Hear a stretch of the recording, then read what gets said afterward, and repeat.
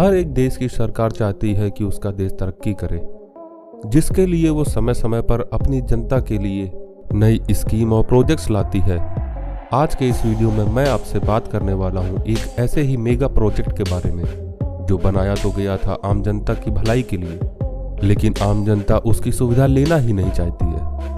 आप में से कई लोगों ने फेल मेगा प्रोजेक्ट्स के बारे में सुना ही होगा, फिर चाहे वो स्पेन का सिउडाड इंटरनेशनल एयरपोर्ट हो या दुबई का क्रीक टावर और मैन मेड आर्टिफिशियल आइलैंड की बात हो। आज के इस वीडियो में मैं आपसे बात करने वाला हूँ एक ऐसे ही फेल मेगा प्रोजेक्ट के बारे में जिसका नाम है नेपिडॉ कैपिटल सिटी। नेपिडॉ म्यांमार की नई राजधानी है जिसे सन 2012 में बसाया गया था।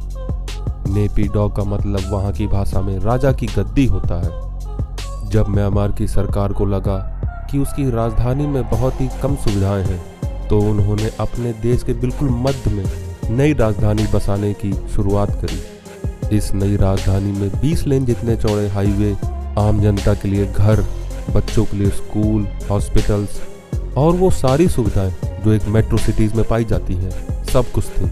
टूरिस्टों को आकर्षित करने के लिए म्यांमार के कुछ प्रसिद्ध स्थलों की हूबहू नकल भी बनाई गई थी। नेपिडॉ पूरी तरह बनने के बाद म्यांमार की तीसरी सबसे बड़ी सिटी बन गई थी। नेपिडॉ के पहले म्यांमार की राजधानी यांगोन थी जो बहुत ही सघन बसी हुई थी। शायद इसी वजह से वहां की सरकार ने अपनी राजधानी शिफ्ट करने का सोचा, लेकिन उनका यही सोचना एक बहुत बड़ी गलती साबित हुआ। दरअसल ये नई राजधानी पुरानी राजधानी से इतनी दूर थी कि वहां की जनता ने नई राजधानी में शिफ्ट होने का प्लान ही नहीं बनाया। नेपिडॉ में वो सारी सुख सुविधाएं थी जो यांगोन की जनता को चाहिए थी। नेपिडॉ के बारे में ये भी कहा जाता है कि यहाँ की सरकार ने नेपिडॉ के नीचे अंडरग्राउंड मिलिट्री बंकर्स भी बनवाए हैं जिनका उपयोग किसी भी देश के साथ युद्ध के समय पर किया जा सकता है। नेपिडॉ के 20 लेन के हाईवे इस तरह से डिजाइन किए गए हैं कि मिलिट्री के हवाई जहाज़ों के लिए रनवे का भी काम कर सकते हैं। नेपिडॉ में जनसंख्या इतनी कम है कि यहाँ के हाईवे एकदम सुनसान पड़े रहते हैं। नेपिडॉ कैपिटल सिटी का ये मेगा प्रोजेक्ट फेल क्यों हुआ, इसकी भी कुछ वजहें हैं। दरअसल इस कैपिटल सिटी को बनाते वक्त ये सोचा ही नहीं गया कि वो इस सिटी को वहाँ की जनसंख्या के हिसाब से काफ़ी बड़ा बना रहे हैं।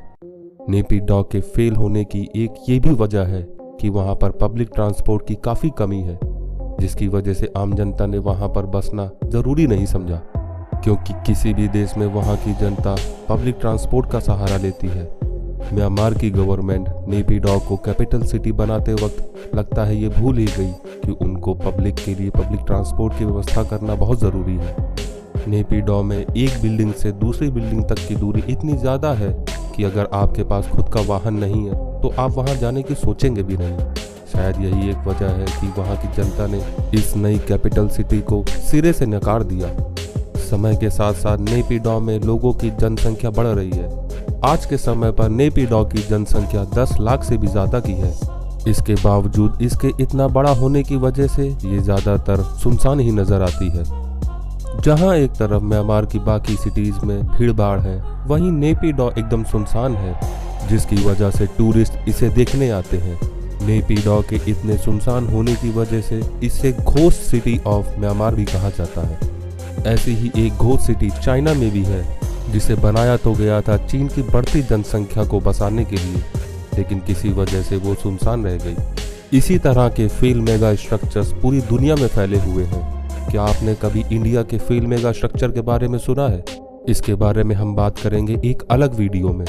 आपको आज का वीडियो कैसा लगा कमेंट्स करके हमें ज़रूर बताएं। अगर आपको ये वीडियो पसंद आया हो तो इसे लाइक करें और ऐसे ही इंटरेस्टिंग वीडियोस देखने के लिए मेरे चैनल को सब्सक्राइब करें। धन्यवाद।